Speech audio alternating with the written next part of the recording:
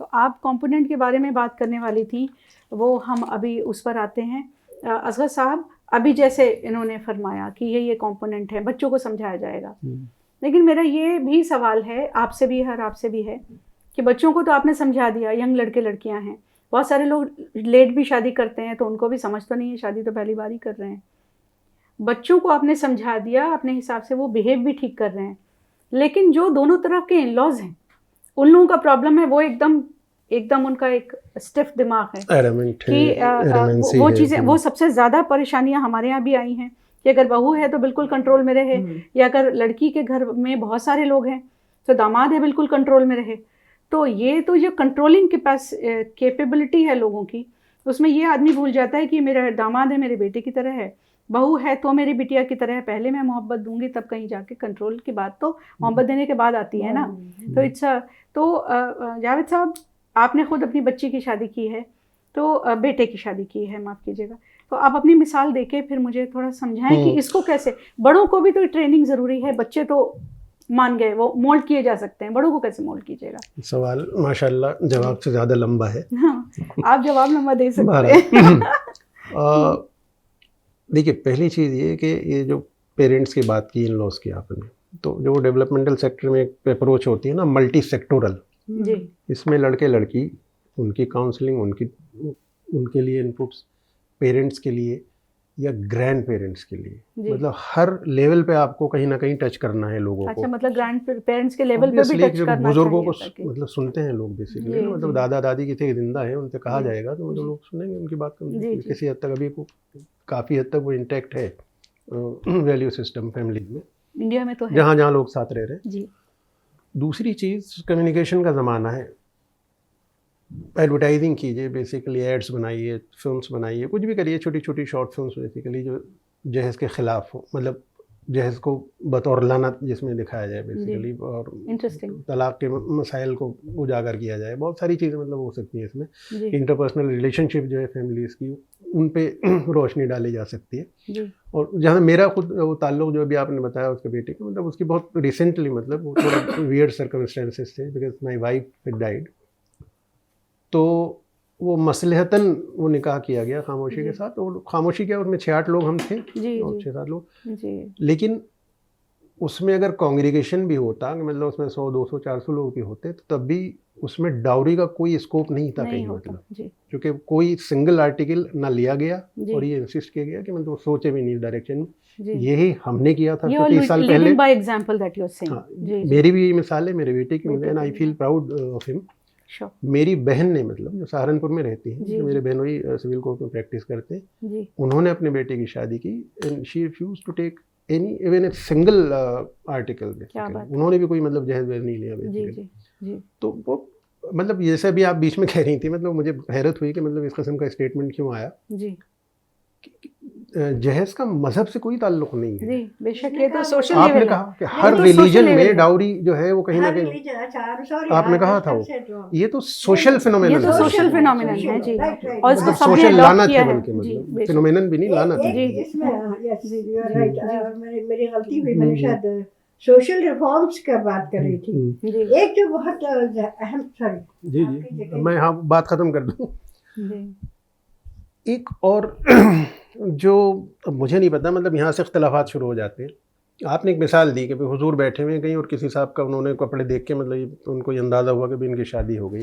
ये अप्रोच गलत है, वो दौर ख़त्म हो गया, अब दूसरा दौर है, कॉन्टेक्स्ट चेंज हो गया है, लोग चेंज हो गए हैं, सोशल नॉर्म्स चेंज हो गए हैं, सोसाइटी चेंज हो गई है, सब कुछ चेंज हो गया है। तो उन मिसालों की रेलेवेंस नहीं रह गई है, ना कोई सुनता है, तो सुनता इधर से निकाल देता है बेसिकली। फिर हम अब वही है कि अब मज़हब की रोशनी में बहुत सारी चीज़ों को अगर हम देखेंगे तो बहुत सारी चीज़ें हम नहीं कर पाएंगे। तो ये इंडिपेंडेंट इंडिविजुअल डिसीजंस होने चाहिए।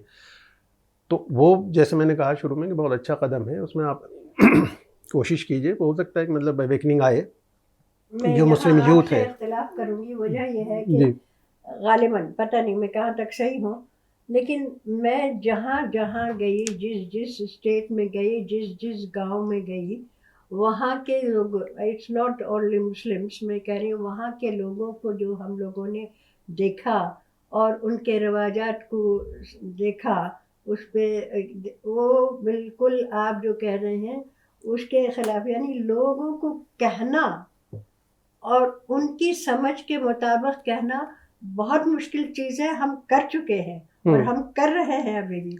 और ये बात सही है जो आप कह रहे हैं, आप क्योंकि पढ़े लिखे लोगों में गए हैं, हम जाहिलों मतलब सॉरी हम ऐसे लोगों का जो पढ़े लिखे नहीं है, मतलब नहीं, हम जो गए हैं बिल्कुल मतलब डाउन ट्रोडन लोगों में गए हैं। उन लोगों में जो हम जैसे लोग कहेंगे शायद जाहिल लोग, यानी ना उनको दुनियादारी से कोई, क्योंकि उनको पेट पालना है, वो पेट पालने के लिए परेशान सोचते ही नहीं है और उनको पता ही नहीं कि दीन क्या है, दुनिया क्या है। उनको तो बस पता है कि पेट पालो, खाना खिलाओ, करो। जहेज के सिलसिले में मैं आपको बताऊं कि ये सिर्फ हम मुसलमानों में या सब जगह ये है। ये तो सारी कम्युनिटीज में हमने एक मिसाल पेश की, आपने एक मिसाल पेश की कि आपने एक भी नहीं लिया। आपको बताऊं, जब मेरे बेटे का बड़े का की शादी हुई, मैं 89 की बात कर रही हूँ, उसकी जब शादी हुई तो लोगों ने कहा, आप यकीन मानिए ये बात लफ्ज मेरे कान में, इसको लेने की क्या जरूरत है, इसके पास तो बहुत है। अच्छा ये अंदाज था और पढ़े लिखे लोगों का। आपकी नजरों में, हमारी नजरों में ये पढ़े लिखे लोग थे जिन्होंने कहा कि इनको लेने की जरूरत क्या है, इनके पास तो है जी। और अब आके अब भी आजकल के दौर में मैंने देखा बहुत सारे लोग, खुद गांव की बात कर रही हूँ मैं, शहर की तो बिल्कुल नहीं बात कर रही हूँ। गांव में जो मैंने देखा, जरूर ये लोग शादियां करते हैं, उसमें मस्जिदों में निकाह किया, लेकिन अंदर जो देना लेना होता वो है हो जाता है। बिल्कुल सही और है। औरतें, आप यकीन मानिए, मर्द तो नहीं लेता, जो सासें हैं, बिल्कुल सही जो औरतें हैं, वो बहू को परेशान करती हैं कि तू नहीं लेके आई, जबकि वो बेचारी का कोई कसूर नहीं है जी। ये और बात अगर आदमी वही हम आपसे कह देते ना इसका साहब कि लड़का लड़की राजी, तो क्या कहते हैं लड़का लड़के क्या करे, लेकिन यहाँ तो काजी सब कुछ करता है। मुश्किल तो यही है। हमारे सामने इतनी बहुत सारी मिसालें हैं जिसमें लड़के और लड़की ने आपस में तय किया कि भाई मैं अच्छा कमाता हूँ, मुझे नहीं चाहिए, तुम खुद भी कमाती हो, और बिना ये कहे कि भाई तुम्हारी सारी कमाई इसी घर में आनी है, हम लोगों को मिलके घर चलाना है। दोनों के बीच में बड़ी मोहब्बत है, बड़ा प्यार है और कोई परेशानी नहीं है। लेकिन सास आके कि ये नहीं लाई, वो नहीं लाई, मेरा घर नहीं भरा, वो ऊपर का मकान नहीं बना, नीचे का नहीं बना, उधर से दामाद कि ये कौन सी बात है, सोने के ये गहने नहीं दिए, वो अच्छा दोनों में मोहब्बत है, ये लोग लड़े हुए हैं और इतना लड़े हुए हैं कि इन दोनों के बीच में भी इख्तलाफात, मेरी माँ सही है, नहीं मेरे बाप सही है। तो इतनी ज़्यादा इन लोगों के बीच में जो मैं मिसालें आपको दे रही हूँ, 7-8 साल तक इन लोगों के बीच में ये चलता रहा। फाइनली इन लोगों ने अलहदगी का वो किया जो करना पड़ा कि थोड़ा अलग रह के देखते हैं कि क्या है। अब बहुत बेहद मोहब्बत है।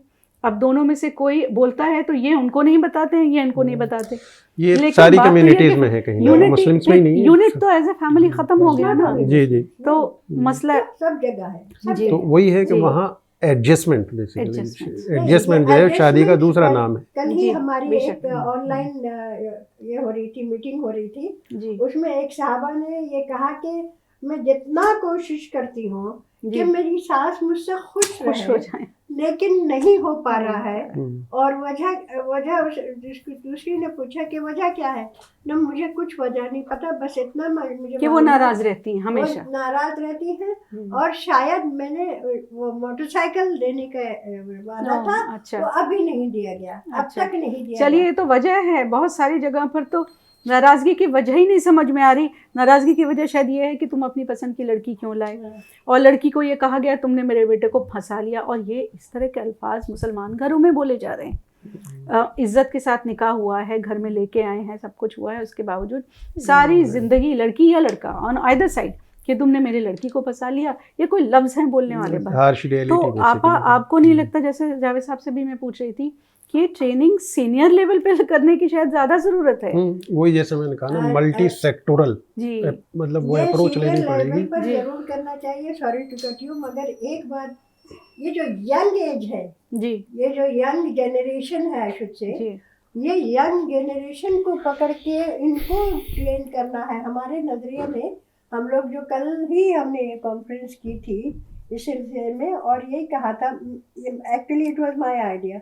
तो मैंने कहा कि हम लोग तो एक उम्र हो गई है, हम अपने को बुरा तो नहीं कहना चाहते, लेकिन हमारी एक उम्र हो गई है, मगर हम तजुर्बाकार हैं जी। तो यंग जनरेशन को लेके हर महल्ले में एक कमेटी बनाए, और वो कमेटी बनाए, लेकिन it needs money, yes, it needs infrastructure, yes, time चाहिए, Dedicated set of people basically, और कुरान को और समझने मालूमात वाले चाहिए, volunteers basically। वॉलंटियर्स को पास मालूमात होना चाहिए, उनको पहले ट्रेन करो, उसके बाद दूसरों को वो ट्रेन करें।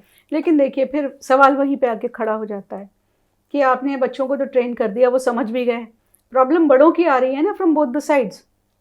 वही तो कह रहे। अच्छा, तो उस सिलसिले में एक वाकया आप बड़े हुए पेड़ को आप पानी डालेंगे तो आए ना आए पत्ते फर्क नहीं पड़ता, वो तो अकड़ा वो खड़ा है, तो क्या कीजिएगा फिर। देखिए, एक मिसाल में आपको, आपने जो मिसाल दिया, मैं आपको एक मिसाल देती हूँ जो वाकईतन हुआ। जी जी जी। हमने 2 जवान लड़कियों को, ये मैं कोरोना से पहले की बात कर रही हूँ, और एक उड़ीसा में गांव में हम शहर गए थे, भुवनेश्वर गए थे। भुवनेश्वर के एक बहुत ही रिमोट एरिया में हम पहुंचे थे जी। हमारी गाड़ी जरा पीछे रह गई थी, 2 गाड़ियां गई थी। एक गाड़ी में हमने कुछ यंग एज की लड़कियों को भेजा था, और वो लोग बड़े पढ़े लिखे, बड़े अच्छे, मतलब एजुकेटेड लोग with knowing about Islam. Right. वो गांव में हम पहुंचे। वो गांव में जब पहुंचे तो लोगों का जम गफीर था, औरतें जमा थी, और उन्होंने, लड़कियों ने तकरीरें की है क्या, आजकल की बच्चियां हैं, हाँ, उससे कह रहे थे ये बात। तो उसके बाद पता चला, हम खड़े हुए, हमारी जैसी औरतें खड़ी हुई, हमने समझाया, बड़े गौर से सुन रही थी। ये सोचिए कि आखिर में उनको बताया गया कि भाई ये कल के लोग हैं, कल ये आपके सहारे बनेंगे, आप इनको सहारा क्यों कहा? क्योंकि गांव वाले यही सोचते हैं, आज तक गांव वाले ये सोच रहे हैं कि हमारा बच्चा कुछ बन के, पढ़ लिख के, या कुछ नौकरी करके हमें खिलाएगा। सही सही। अभी तक उनके दिमाग में ये बात है, आप यकीन मानिए, इस दौर में। लेकिन अब आप बताएंगे क्या, एक जो बहुत ज़रूरी है, जो हमने अपने तजुर्बे में किया था, कि अब हम लोगों को विद यंग एज, हमारे एज के लोग उनके साथ चलें, और उनके साथ हम उनके एक क्या कहेंगे, रास्ता दिखाने वाला जी, और उनसे हासिल करने वाला हमें बनना चाहिए। और ये ज़रूरी है, क्योंकि ये जो निकाह के तो नहीं है, जहेज का मसला, और आपका सास बहू का मसला, ये सब हल करना बहुत ज़रूरी है।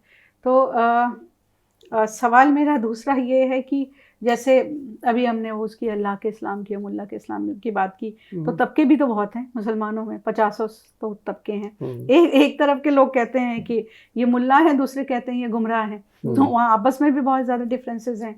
तो मैं छोटी छोटी 2 मिसालें दूंगी, हमारे व्यूअर्स को भी मालूम होंगी, बड़ी इंटरेस्टिंग मिसालें हैं कि अल्लामा इकबाल साहब की बड़ी अच्छी एक गज़ल है, लपे आती है दुआ है, लपे आती है दुआ बन के तमन्ना मेरी। उसमें पाकिस्तान ने एक बड़ा अच्छा वीडियो तैयार किया, जिसमें मशहूर स्कॉलर हैं आरिफ हाजी, उनकी वॉइस ओवर है, और उसमें इंटरेस्टिंग बात यह है कि क्या अच्छी उसके ऊपर पूरी की पूरी दुआ के ऊपर उन्होंने एक सेंटेंस को चेंज करके किया है कि दुआएं चल रही हैं, लड़की की शादी होने वाली है, वो शादी में बैठी हुई है, आप लोगों ने आपने देखा होगा शायद। मैं उनसे रिक्वेस्ट करूँगी कि वो चला सकें इसे वीडियो को। लड़की की शादी हो रही है, वो बैठी हुई है, और कहा जा रहा है कि भाई अब तुम गाना गाना शुरू करो। जो तो किन्नर हैं वो गाना गा रहे हैं, और वो ये कह रहे हैं इंटरेस्टिंग चीज़ें कि भाई मैं तुम्हें ये दुआ देती हूँ कि तुम अपने शौहर के घर जाओ और तुम्हारे कदमों से वहाँ उजाला हो जाए, यहाँ तक ठीक है। उसके बाद अगर वो तुम्हें चांटा मारे तो खुश हो जाओ कि तुम्हें जूता नहीं पड़ा, और अगर वो तुम्हें जूता मारे तो खुश हो जाओ कि तुम्हें मार नहीं डाला गया। तो वो लड़की जो परेशान हो रही है, और तुम्हारी सारी खुशियाँ तुम्हारे शौहर से मुताल्लिक़ हो, मतलब उससे वाबस्ता हो, और जो वो कहे वो तुम सुनो, इसी में तुम्हारी जन्नत। तो वो लड़की परेशान हो रही है और ये कहती है कि हम अपनी बहर खुद गाएंगे, आप बहर अच्छी लगाइए, हम अपनी दुआ खुद करेंगे अब। तो बगैर किसी को नाराज़ किए हुए ये कहती हैं कि नहीं, दुआ ये कीजिए कि मैं उस घर में जाऊं और उस घर की रानी बनूं, और मोहब्बत हो, हाँ मैं उनसे भी मोहब्बत करूं, लेकिन अगर वो मुझसे झगड़ा करें तो अपने घर को बगैर बताए मैं खुद ही निपट लूं। तो वो बाकायदा उनको दिखाया गया है कि वो ऐसे कहते हैं खुद ही उनको निपट लूं, लेकिन इतनी मोहब्बत हो कि अगर उन्हें रोटी और मुझे चावल पसंद है तो हम चावल और रोटी में साथ में खा लें। तो ये कहती है मोहब्बत ज़रूरी है, कंट्रोल ज़रूरी नहीं है। और जैसी मेरी माँ का हाल हुआ है मेरे घर में, मैं नहीं चाहती कि I don't want to be my second mother. इतनी खूबसूरती से बोला गया है कि towards the end of the video सारे लोग, सास भी, इधर की भी, माँ भी, दोनों तरफ की माँ, चूँकि वो उसी दौर से गुजरी हैं तो वो एग्री करती हैं। एक वीडियो ये हो गया जो बहुत वायरल हुआ, बहुत पॉपुलर हुआ। दूसरा अभी इस पर बड़ी ट्रोलिंग हुई है मुसलमानों की खासकर। दूसरा अभी कन्यादान और कन्यामान पे आया, आलिया भट्ट का एक वीडियो है, मुझे ऐड का नाम याद नहीं है कि किसका है। वो बैठी हुई हैं, कहती हैं कि आप लोग कन्यादान क्यों कहते हैं, दान का मतलब आपने किसी को दे दिया, you can not take it back, इसका मतलब लड़की वापस नहीं आ सकती। और ये हिंदूज़ के लिए है ऐड, वो मुसलमानों के लिए था। वो ये कहती है कन्यादान नहीं कहिए, कन्यामान कहिए। इस पर इतनी ट्रोलिंग शुरू हो गई है कि इसकी कोई वो मतलब मिसाल नहीं है आज की डेट में। आलिया भट्ट का करियर तो वैसे भी गया। तो मैं आपसे ये जानना चाहती हूँ कि चूँकि दोनों ही तरफ इतनी ज़्यादा बुराइयाँ हैं, तो आप इसको सॉल्व किस लेवल पे करेंगे? क्योंकि हमारे यहाँ तो लोग मुल्ला की तरफ ही जाते हैं। अब अगर मैं आगे सेंसस की बात करूँ तो 2011 का जो सेंसस बताता है उसमें हिंदूज़ की तलाक कम हुई हैं, मुसलमानों की ज़्यादा है। लेकिन प्रोफेसर ताहिर महमूद साहब ये कहते हैं कि 2019 के बाद जब ट्रिपल तलाक को क्रिमिनल माना गया, क्राइम माना गया, तो बहुत ज़्यादा डोमेस्टिक वायलेंस कम हुए, वो सॉरी तलाक़ें बहुत कम हुई, लेकिन डोमेस्टिक वायलेंस बहुत ज़्यादा बढ़ गया होगा। तो फिर इसको आप अपने लेवल पे कैसे सॉल्व करेंगे? और जावेद साहब, आप इसके लिए क्या कोई सोल्यूशन सोचते हैं क्या? Is it possible? देखिए, वही है कि ये लोग जो करना चाह रहे हैं बेसिकली, जी, मुस्लिम पर्सनल लॉ बोर्ड वाले, जी जी जी, ये बहुत छोटा सा, बहुत टाइनी पार्ट है बेसिकली। अच्छा। रिफॉर्म को अगर हम देखें, रिफॉर्म ही तो करना चाह रहे हैं बेसिकली, करना चाह रहे हैं। उसकी कहानी पहले घर से शुरू होती है, फिर जो तालीमी जो दरसगाहें हमारी हैं, जो स्कूल हमारे हैं, वो वहाँ से शुरू होती है। वहाँ इस किस्म का कोई वो है ही नहीं अरेंजमेंट बेसिकली, मतलब ना मदरसे में इस किस्म की कोई बात सिखाई जाती है, ना स्कूल में कोई सिखाई जाती है। जो फॉर्मेटिव ईयर्स हैं आपके 4 to 6 ईयर्स के, जब तमाम चीज़ें रजिस्टर हो जाती हैं बच्चे के जहन में, वहाँ सबसे इम्पॉर्टेंट इनपुट्स वहाँ देने चाहिए। तो वो है, मतलब हम उसको शायद बड़ा कर रहे हैं कैनवस को, उसमें कुछ नहीं, मतलब ये नेशनल लेवल की प्रॉब्लम है जहेज जो है हमारे। तो उसमें वो ये तो सिर्फ जहेज पे हो गया, इसके अलावा मेरा जब पहला बच्चा बड़ा हुआ तो आप यकीन मानिए हिंदू से लेकर मुसलमान तक ये लोगों ने मुझे कहा, अरे तू तो अमीर हो गई। मुझे समझ में कुछ नहीं आया। तो मैंने कहा कि क्यों बेटा होने का ज़रूरी है। मैंने उसको दूसरे नजरिए से लिया। अच्छा, क्योंकि लोगों ने अक्सर ये कहा ना कि लड़कियां होना बहुत बुरी बात है। लड़के, वो मैं 1969 और 70 की बात कर रही हूँ। तो उन्होंने कहा नहीं, तुझे जहेज मिलेगा। उस जमाने से आज मतलब जब तक मेरी छोटी बेटी न शादी हो गई, उस वक्त तक मेरे जहन में एक ही बात रही कि मैंने हर वक्त बच्चों के कानों में ये डालती गई, खबरदार जहेज ले लो, की बात नहीं, खबरदार जहेज। और यकीन मानिए अल्हम्दुलिल्लाह ये जहेज के मतलब ये जो वबा है, अल्हम्दुलिल्लाह आप यकीन मानिए वबा से ज़्यादा लानत सही लफ्ज़, बिल्कुल सही कहा आपने। जैसे कर्स जी, उड़ीसा में थोड़ी बहुत कम हो गया। पहले तो ये हालत थी, आप उसको नहीं कहते थे, जो महर के बारे में कोई सवाल ही नहीं होता था। जी जी, वो आखिर में होता था जी। और महर इतना कम रखवाया जाता है कि औरत अगर छोड़े या वो छोड़े तो देना ही नहीं है कभी। और मैं आपको बताऊं, ये भी एक रिवाज है जी कि पहले घूंघट जब उठाए शौहर तो वो गिफ्ट माफ करने के लिए उठाता है। ओहो, इंटरेस्टिंग, वेरी इंटरेस्टिंग, वेरी कम जाता है माफ। खुद आपकी समधन और आपकी बहुओं तो कैसे ताल्लुकात हैं? अल्हम्दुलिल्लाह। और आप पर्सनल लॉ बोर्ड में हैं तो पर्सनल सवाल का जी शुक्र है। जी अरे हमारी समदन तो अभी ये जो बड़ी वाली आसाम की है वो बीमार होके है हाय बहुत, और मेरे घर में रह के 1-1.5 महीना रह के कल परसों गई है। ये अलग चीज क्या है। बात मैंने तो ताल्लुकात के बारे में ताल्लुकात तो बहुत अच्छे हैं। बहुत सारी फूलें। असल में actually it depends on the person itself. जी जी खैर ये मजाकन कैसे वो था, उनके मतलब साथ बहुत सीरियस डील गुफ्तगू करना। हो गई तो थी जी तो जी मैंने जी आप जी मजाक कर रहे हैं मुझे पता है जी जी लेकिन बात यह है कि ये कल एक वाकया और एक हुआ है, बड़ा मजे का था। जी एक साहबा अपनी सास के सिलसिले में कह रही थी कि बहुत थोड़ा सा उनका मिजाज कुछ ठीक नहीं रहता। जी तो मैंने उसमें लिखा मैसेज में, जी मैंने कहा सास को चाहिए कि पहले दुल्हन क्योंकि दूसरे घर में आती है, एक के घर अपना घर छोड़ के दूसरे घर में आती है, दूसरा माहौल रहता है, आब हवा तब्दील डरी होती हुई है, रहती है। तो उसकी पूरी जिम्मेदारी किसके पर होती है? लड़की की माँ पर होती है। बहुत बड़ी जिम्मेदारी वो उठाती है। अगर वो सही हो, पढ़ी लिखी न भी हो, लेकिन अगर वो अखलाक हो क्या बात तो बहुत अच्छी जिंदगी क्या गुजर बात सकती क्या है। बात, बहुत अच्छी बात कही है आपने, जो कि अमूमन नहीं होता है। ये इसीलिए माफ़ कीजिएगा, मैं किसी भी I don't want to offend anyone, लेकिन इसीलिए मदर इन लॉ को मदर इन लॉ कहा जाता है। इसमें सबसे इम्पोर्टेंट जी। लाना एक चीज ये हो जी। सकती है, हो सकती है क्या, मतलब जो बहुत क्रूशल होगी जी कि लड़कियों की एजुकेशन पर जोर दिया जाए। वो जितना इंडिपेंडेंट होंगी, जितना सेल्फ सफिशिएंट होंगी, उतना ही वो रेजिस्ट करेंगी इन तमाम चीज़ों को। लेकिन इसमें एक लेकिन रेजिस्ट इख्तिलाफ करने है, के बाद जो हाल होता है ना फिर इसमें घर एक जाके, इख्तिलाफ है। उसके बारे में तो आई एम आप sorry but I am cutting you both of you. जी इसमें एक है, लड़कियों को तालीम, लड़कियां बहुत तालीम हासिल कर रही हैं। हम्म, ये जो मेरा अपना तजुर्बा है, हम्म, ये लड़कियां बहुत तालीम हासिल कर रही हैं। गाँव में क्या हो रहा है, जी लड़कियां हमें बीए हैं, आप यकीन मानिए जी। उड़ीसा जैसे जगह में, हम जैसे गांव का जी जो अभी भी ज्यादा डेवलप नहीं है, जी उसमें लड़कियां एमए बीए हैं और लड़के क्या है, मैट्रिकुलेट भी नहीं है पूरे। जी। उनको लड़के हाँ नहीं मिल शादी, रहे, हाँ ये बात सही उनको है। लड़के नहीं मिल सही रहे। बात ये है, भी सही है। बात से बड़ी परेशानी हो रही है वहाँ। जी। क्या करेगी पढ़ के? जो शुरू में कहते थे क्या पढ़ेगी, क्यों पढ़ेगी, चूल्हा तो फूकेगी, अब वो बेचारी अब वो परेशान वापस है। आ- जी जी जी, ये सच है। ये परेशानी भी नहीं तो तो है। अब फिर यहाँ से दूसरी बहस शुरू हो मसला सकती है शुरू हो बेसिकली जाता है, कि जी। क्या शादी इतनी ज़रूरी है, मतलब नहीं कोई जरूरी नहीं, लेकिन सुनिए, अगर शादी कोई जरूरी- इंडिविजुअल एजुकेशन के बाद कहीं खुद को मतलब सेल्फ एम्प्लॉयड करे या कहीं भी कुछ करके फाइनेंशियली इंडिपेंडेंट हो, तो वो मेरे ख्याल में ज़्यादा बेहतर सूरत हाल हो It सकती है। depends on the environment. आप किस माहौल में रहते हैं। आप अगर बिल्कुल मुझ सही। जैसे माहौल में हैं, मेरे गांव जैसे माहौल में, तो लड़की को निकलना मुश्किल है। और सिर्फ वही नहीं, हमारी एक दोस्त बेवा हो गई है अभी हाल फिलहाल में, अभी उन्हें 10 दिन नहीं हुआ कि लोग उन्हें अवेलेबल समझने लगे, जी और बच्चे हैं बड़े बड़े, तो ये कहती हैं अभी तो मैं उनका गम से नहीं निकली, और लोग कह रहे हैं कि चलिए आपको एक ट्रिप पर लेके चलें, तो ये हर जगह एग्जाम्पल। तो ये भी तो बात है कि किस माशरे में आप रहते हैं। बच्चे इतने बड़े नहीं है कि प्रोटेक्ट कर चलिए सके माँ को। मेरे ख्याल में तो उससे हम टॉपिक से वापस आते डाइग्रेस कर हैं, रहे जी हैं। जी जी, हम वापस आते हैं उससे।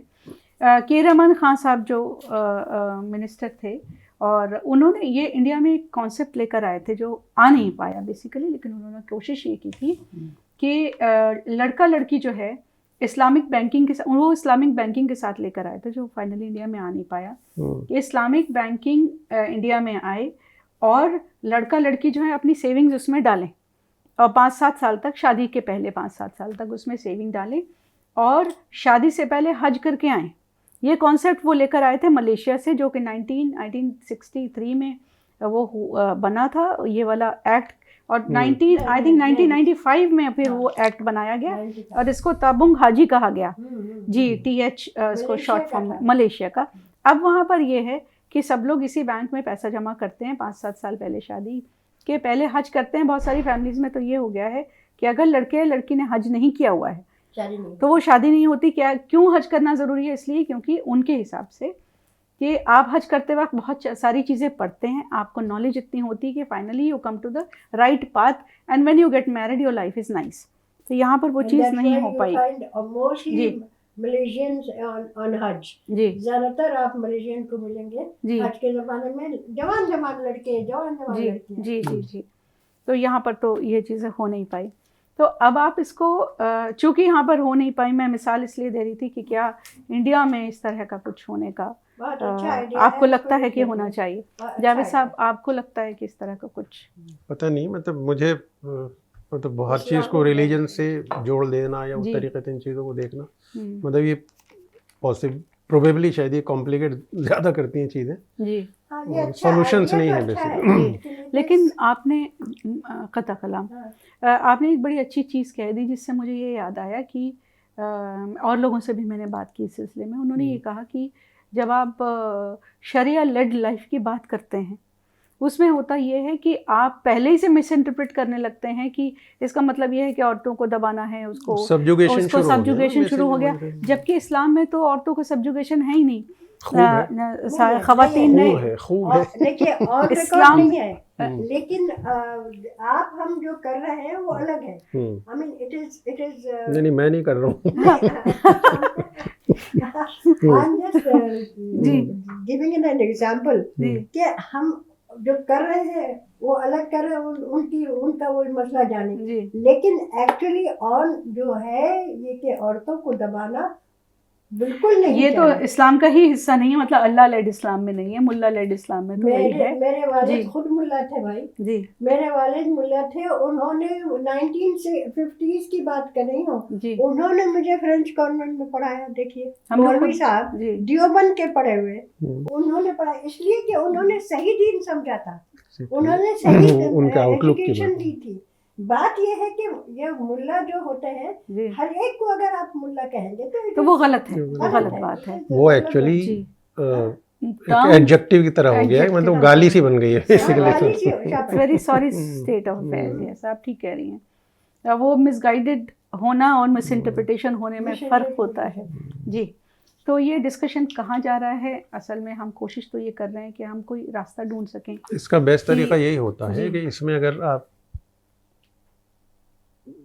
यंग लोग basically who are recently married और who are going to get married, उनको बिठाएं, उनसे बात करें, उनके एस्पिरेशन देखें, उनके तासुरात इन तमाम चीज़ों पे, जहेज़ पे, बाकी चीज़ों पे, इन लॉज के साथ रिलेशनशिप्स पे, इस पे उस पे, फ्यूचर कोर्स में उनके तासुरात देखें तो मतलब ये ज़्यादा कॉन्क्रीट बन के उभरेगा मेरे ख्याल में प्रोग्राम। इससे पहले भी कह चुकी हूँ, यही बात कहती हूँ कि यंग एज को लेना ज़रूरी है। ये मैंने क्लू दिया है आपको फॉर द नेक्स्ट प्रोग्राम। हाँ जी, ये ख़वातीन जो इस्लाम में हुई हैं, जो हुजूर के वक्त में जो ख़वातीन हुई हैं, उन्होंने जिहाद के वक्त एज नर्सेस काम किया और ट्रेड एंड कॉमर्स और फिनांस में भी उनका बहुत बड़ा रोल रहा।